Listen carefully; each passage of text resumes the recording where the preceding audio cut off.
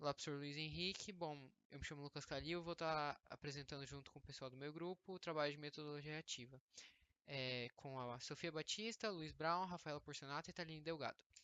Bom, basicamente eu vou começar falando sobre o neocolonialismo na África.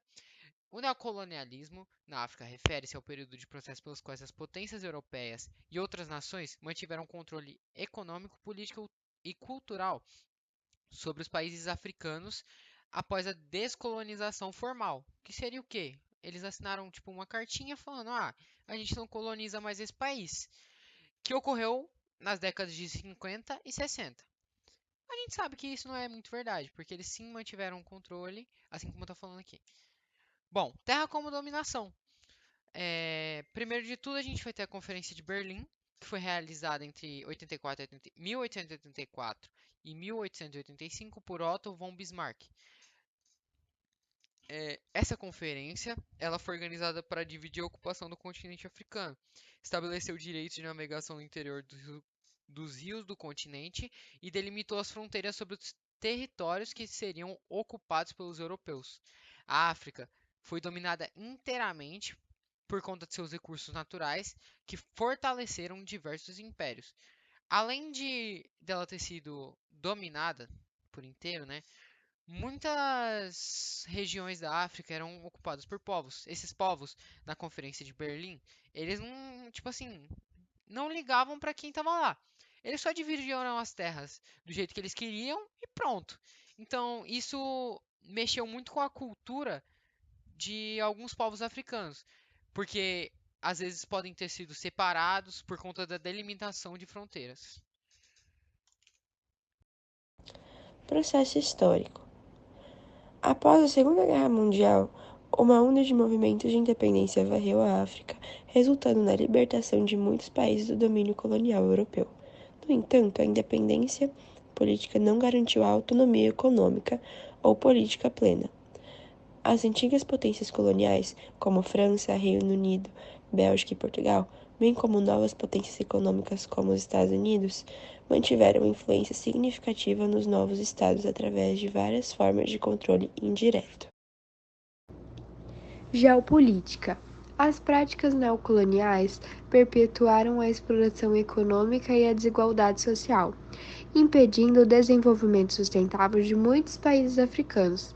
Governos corruptos e instáveis muitas vezes foram mantidos no poder, o que levou a uma falta de investimentos em infraestruturas essenciais. Educação e saúde, conflitos armados e crises humanitárias frequentes também são legados desse período.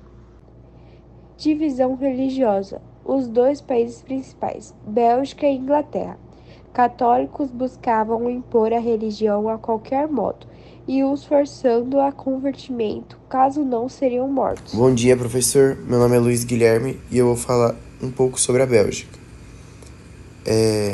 Vamos começar falando sobre a exploração do Congo. O rei Leopoldo II, ele controlava pessoalmente as regiões. E tudo isso ele ia em busca de alguns recursos naturais, dois em específicos, que era marfim e a borracha. Com a exploração, a gente diz,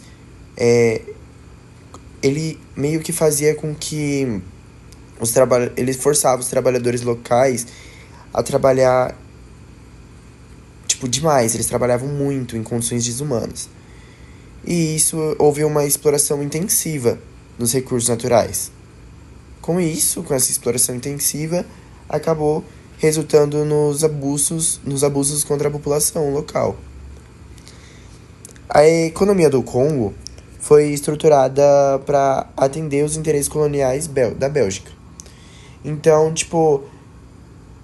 a economia belga meio que era esses recursos naturais, era o transporte desses recursos naturais. E isso tudo resultou num desequilíbrio econômico e beneficiou os colonizadores e alguns dos habitantes, né? Vou falar um pouco sobre também as políticas de assimilação. A Bélgica, ela meio que tinha implementado uma política de assimilação cultural. Forçava a população local a adotar a língua a cultura e alguns costumes da belgas, suprimindo as suas próprias identidades e tradições. Então as pessoas deixavam de lado as suas culturas, as suas tradições, tudo tudo isso para adotar os costumes belgas, as culturas belgas, a língua belga, tudo isso. E é isso, professor. Portugal teve um extenso império colonial na África, com colônias como Angola, Moçambique, Guiné-Bissau, Cabo Verde e São Tomé e Príncipe. A exploração econômica explorou intensamente os recursos naturais de suas colônias africanas, com foco na extração de minérios como ouro, diamante e minérios de ferro, bem como produções de produtos agrícolas como café, cacau e algodão. E as políticas de assimilação e segregação. Em suas colônias africanas, Portugal implementou políticas de assimilação em algumas áreas, tentando integrar a população local à cultura e à língua portuguesa. No entanto, em outras regiões, houve segregação e discriminação, como uma clara divisão entre colonizadores e colonizados. As guerras de independência tiveram lutas das colônias africanas portuguesas e foram marcadas por conflitos prolongados e violentos, como a Guerra de Independência de Angola, que foi de 1961 a 1974, ou a Guerra de Libertação de Moçambique, que foi de 1964 a 1974. Esses conflitos resultaram em milhares de mortes e na destruição de infraestruturas. E essa descolonização ilegal enfrentou pressões internacionais e movimentos de libertação nacional, que levaram à descolonização de suas colônias africanas na década de 1970. O processo de independência deixou um legado de instabilidade política e econômica em muitas dessas nações.